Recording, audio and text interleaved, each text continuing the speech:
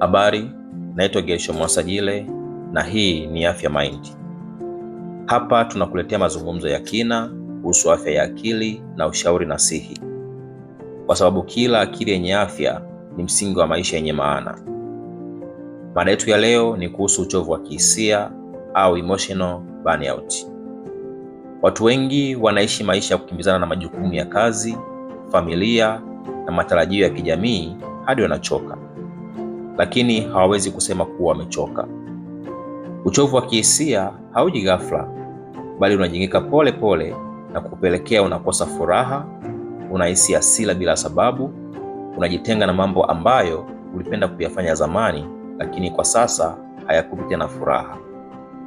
Watu wengi hufikiri kupumzika ni uvivu au kuomba msaada ni udhaifu, lakini ukweli ni huu: akili nayo ina kikomo.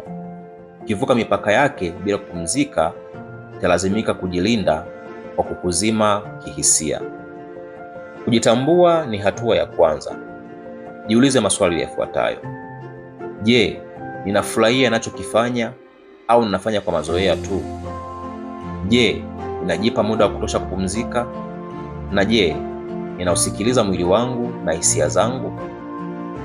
Hatua ndogo zinazoweza kukusaidia ni kama zifuatazo: punguza kasi ya utendaji wako wa kazi, sema hapana pale inapohitajika, zima kelele zisizo na muhimu, ongea na mtu unayemwamini, na kama inawezekana, tafuta msaada wa kitaalamu.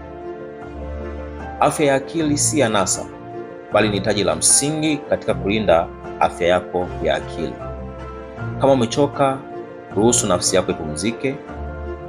Kupumzika hakupunguzi thamani yako, bali kunakulinda. Afya Mind ipo kukumbusha kuwa wewe ni wa muhimu hata unapochagua kujitunza kwanza. Na pia kujijali ni ujasiri, sio binafsi. Asante kwa kusikiliza Afya Mind.